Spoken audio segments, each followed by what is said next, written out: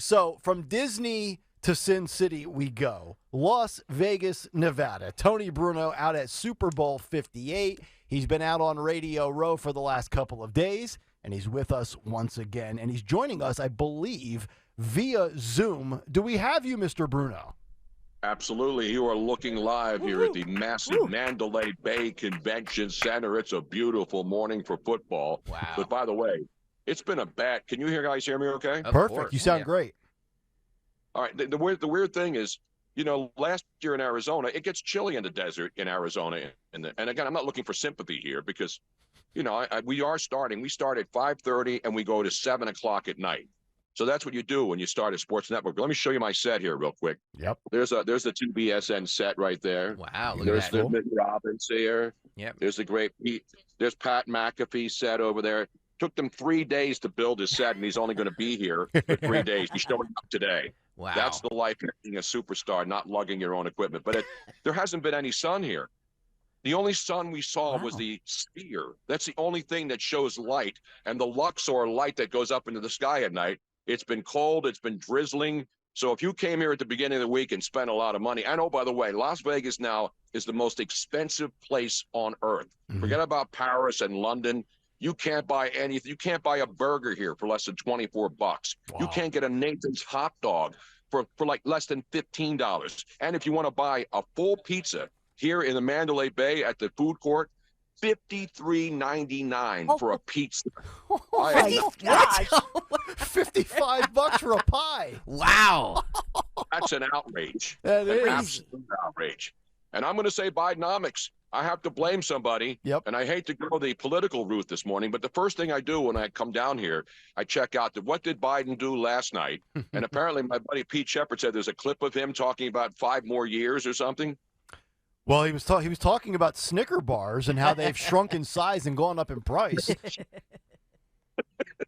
Well, he hasn't been to Vegas, and he's not coming to Vegas apparently, Okay. because he doesn't. Even on CBS, which is covering it, they're going to give him free airtime, but I guess they didn't agree to give him the cards and the questions in advance. I don't know, but it's all crazy here. Yeah. You think the only thing crazier than what's going on in Washington is what's going on here. But by the way, both teams look good. I already made my bet. I'm taking the Chiefs. Attaboy, Not because same here. I hate the 49ers. I just see, the line is only still 2. It went down to 1.5. It's back up to 2. 49ers favorite. But Patrick Mahomes is the X factor, guys. That's all I'll say about the game. But we got Taylor Swift is not here. But I don't know if you played the cut yesterday. My favorite cut, because everybody thinks that anybody who criticizes Taylor Swift is a far right-wing whack job. Mm-hmm. Well, you know who criticized Taylor Swift yesterday on the Today Show? I don't know if you guys got the clip of it. No, who's that? Great Larry David. Now, Larry David is far from a right-wing conspiracy theorist. And he went on the Today Show, and they asked him about Taylor Swift, and he said, you got to find the cut. He said, well, the last time I was on here, I used the S word. Yep. And I don't want to have to use it again. But let me just tell you this. I don't give a, and then and so that's Larry David. So if anybody wants to play this left-right card when it comes to Taylor Swift and who's rooting against her, it's not, people aren't rooting against her. I think that most people don't, they want to watch the game and they'll show her, and that's great. I don't have a problem with her or Jason Kelsey. Yeah. But when Larry David is saying, you think the media will criticize Larry David for saying, I don't give a mess about no shot about Taylor Swift? No, most people don't. Yep. Nope, I gotta Tony, get my coffee. you're exactly right. He needs his coffee. He's getting his coffee. So obviously, I'm on the floor now. You see that? Look, this place. This is by the way, we're talking about Radio Rows. Yep. This is the biggest Radio Row I've seen in forever, because last year in Arizona, it wasn't as big. Obviously, the pandemic, there was nobody there in LA. But now this thing is exploding. I mean, it's early here. There's a couple of shows on, like the guys in Dallas at the Ticket. They're running 30 years on the air, Nick. Yeah. Those guys at the Ticket in Dallas. Great guys, good friends. Yep. But for the most part, I mean, there's college radio here. The NFL, to their credit, they absolutely positively embrace everything. That's why they like the digital platforms. That's why they like college students coming here. any podcast that wants to come here can come here. Right. But this year, man, it is absolutely huge as far as the number of people and media people who are doing their shows. Yep, you're exactly right. Everything the NFL touches turns to gold. Everything the GOP touches turns to garbage. I got to get your thoughts on two things, Tony. First of all, that $1.8 billion border deal, when we're looking at what, 60 for Ukraine, yet 20 for our southern border. And then we try to impeach Mayorkas yesterday, and you get four Republicans that come out and vote nay. So that's been taken by the wayside. It just seems like, once again, every time the GOP tries to swing the stick when they have power, they come up empty. Your thoughts on both the border bill itself and also yesterday's proceeding?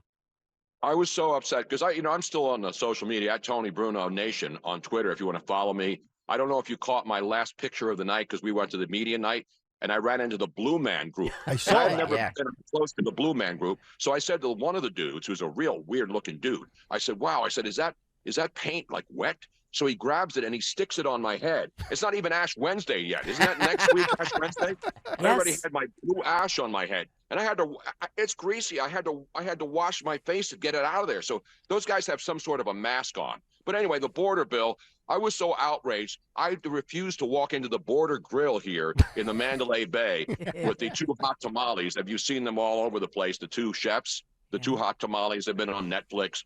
I said, I'm sorry, until we have a new border deal and until Joe Biden realizes that he does have the power to control the border. And now he was saying something yesterday about he blamed Trump for the border crisis. Blame Trump, yep.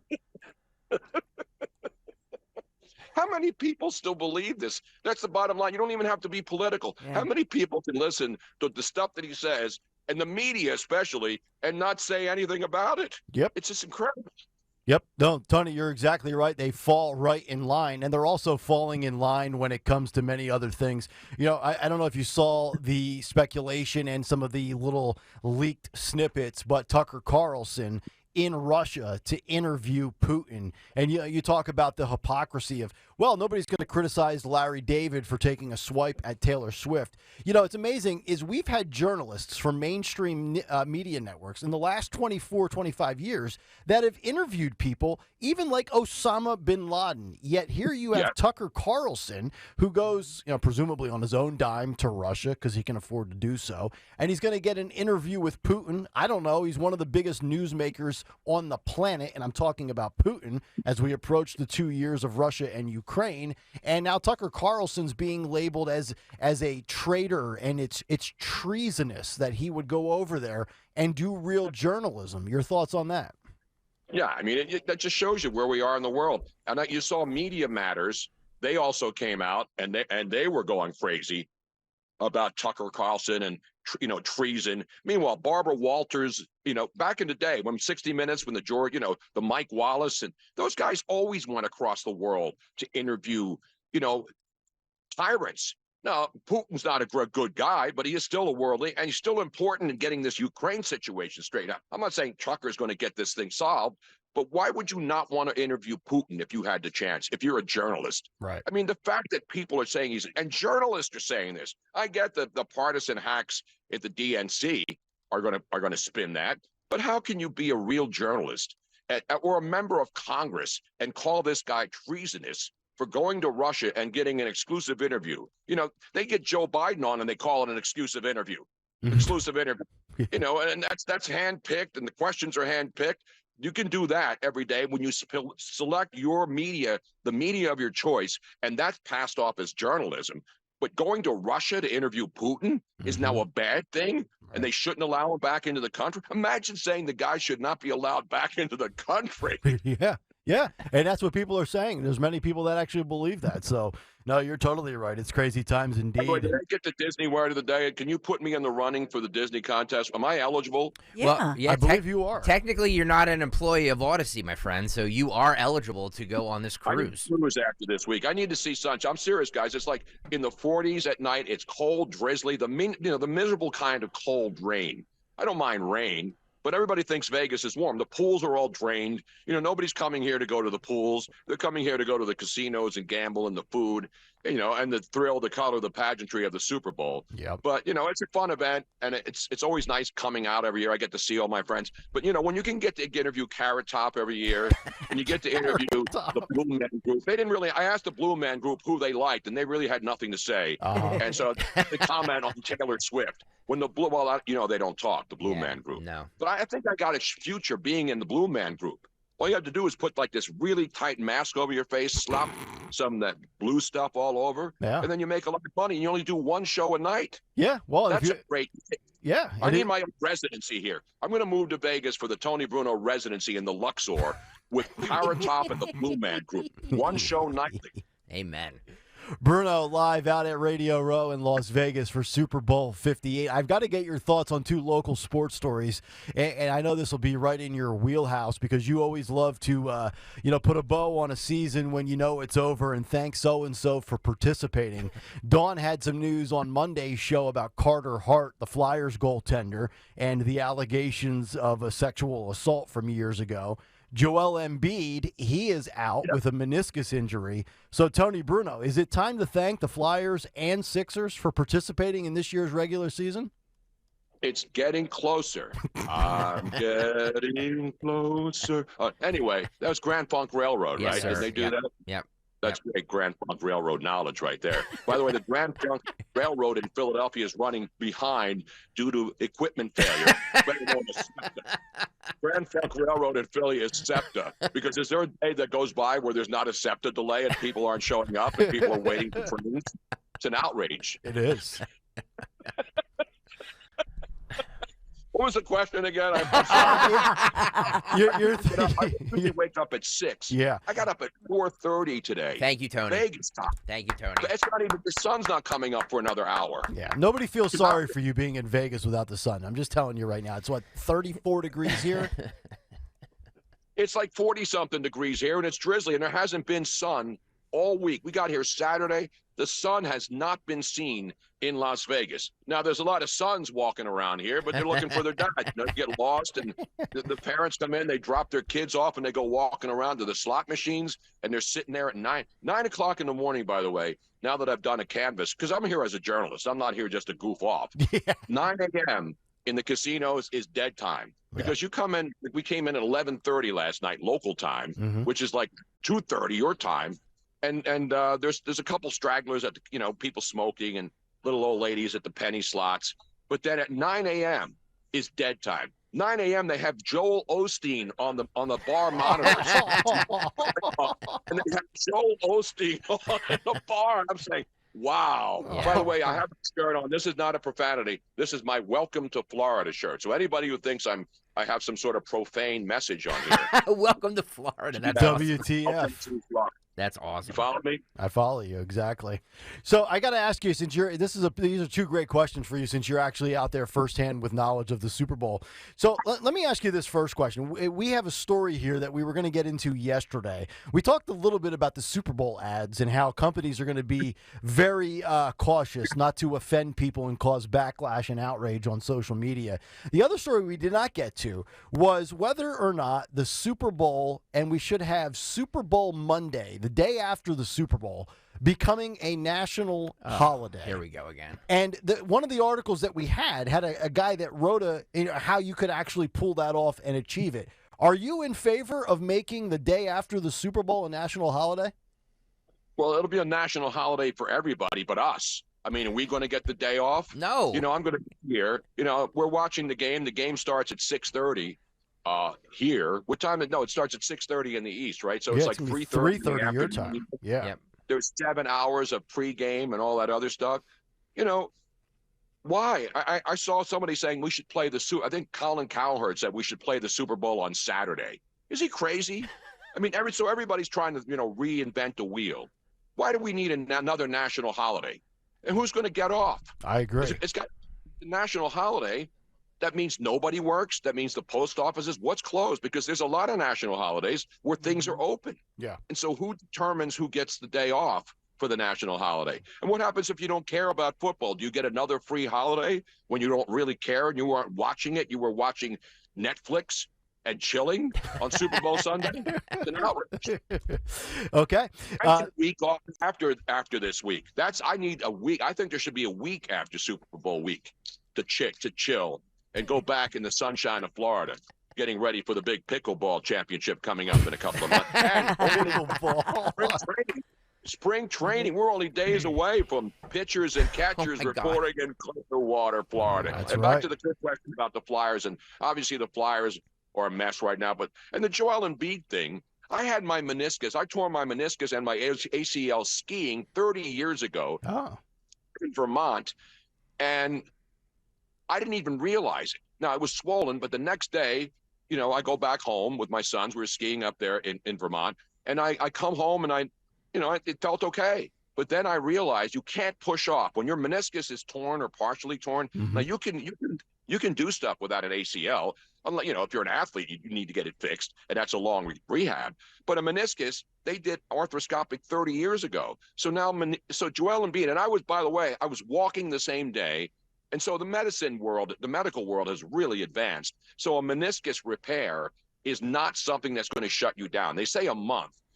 But Joel Embiid, if everything goes well, and it should because it's a meniscus that they fixed, and now a meniscus for a younger guy like that instead of a guy who was in his 40s at the time, it's going to heal quickly. He's an athlete. Yep. So I'm predicting here, and I'm no doctor, but I do play one with Miss Robin every once in a while. When she first gets these first out there, I have no other choice. And Dawn can understand that from this perspective. Yes. And Robin's over there giving me the evil eye. Anyway, so Joel Embiid will be back. And we talked about it here a lot because we do talk sports here at the Super Bowl, and it was a long season. It's the whole thing. If they just have to get into the playoffs, they don't have to be the number 2 seed. Milwaukee and Boston are in. Cleveland's playing great now. Just get into the playoffs, get your players healthy, and then start winning. Because let's be honest, nobody cares about the NBA right now. Yep. They're not even taking nights off now. And the NBA has their trade deadline in 2 days. You think anybody's going to pay attention to the NBA trade deadline on Super Bowl week? No. So once again, the NBA thinks they're going to steal the thunder of the NFL. Nobody's paying attention to the NBA. By the way, I was watching the end of the hockey streak last night with your Edmonton Oilers here in Las Vegas playing the Golden Knights. I saw the game in a bar walking by. It was 51 seconds, and I don't even know if they won yet. Did the Edmonton Oilers come back, or did the Vegas Golden Knights hang on to end the 17-game win streak? What do I look like? Sports phone? What is this, the 1990s? The Edmonton Oilers. That's a big story. The Edmonton Oil Kings had the 17-game win streak in the National Hockey League. Yeah, Vegas won 3-1 for all those out there that had a little action on They it. had to go 2-1. I figured they were pulling the goalie with 51 seconds left. So big story here in Vegas. There will be a parade down the strip today, and I'll be out there with the strippers and all the other things. Amen. I one term about the men, when men and a lot of weddings here, obviously all the time. Not everybody's here for the Super Bowl, but I have a term now for men and women, couples that come here, usually just, dating, some young married couples. But I've said this before to you guys. When you go through the casinos at night, you'll see women absolutely decked out, the spiked heels, the beautiful clothes, short skirts, and all that other stuff. Yeah, baby. And then the guy's wearing like a T-shirt, jeans, and shorts. And the woman's decked out to the nines. Mm-hmm. So I say it's called strappers with strippers. Guys dress like women dress like strippers. So strappers and strippers. That's the new hashtag. Guys, get dressed up, all right? I mean, this isn't the Jersey Shore. If your girlfriend or your wife or both are here and they're getting all decked out and they're spending 2 hours with hair and makeup, and you throw on shorts and a T-shirt and kicks, and you walk into a casino, you're a strapper. I'm sorry. Get dressed up. Dress up. How hard is it when you're coming to Vegas to dress up like a man? Hey, if I want to dress like John Fetterman, I'll do that. Damn it. As long as you wave an Israeli flag as you're walking through the casino floor. Exactly and right. By the way, whatever happened to Giselle? Did we find out? Now, she's gone. She's gone dark on social media. Well, they just went to some sort of ball together or something like that because he was dressed up in a tux shirt with a hoodie on. They put that picture on social media, so. Yeah. So she's back. They're back together again? I guess so. I thought she deleted her social media. And Well, that I was heard on the his rumor- social media. Pete Davidson. I heard the rumor she hooked up with Pete Davidson now. Stop. She realized just Fetterman funny. wasn't woke enough. It's true. It's a good point. She thought she married a progressive, and it's not true. All right, Tony Bruno, we got to run. Thank you as always, and enjoy your rest of your stay in Sin City, baby. Tony. Guys, have a good week. And let's go. I don't care. I bet the Chiefs. I know you do too, Nick. Yes. I got my action in. I'm ready to cash them, not trash them. There you Have go. a great week. There he is. Happy Super. Woo. Tony Bruno from Radio Row in Vegas.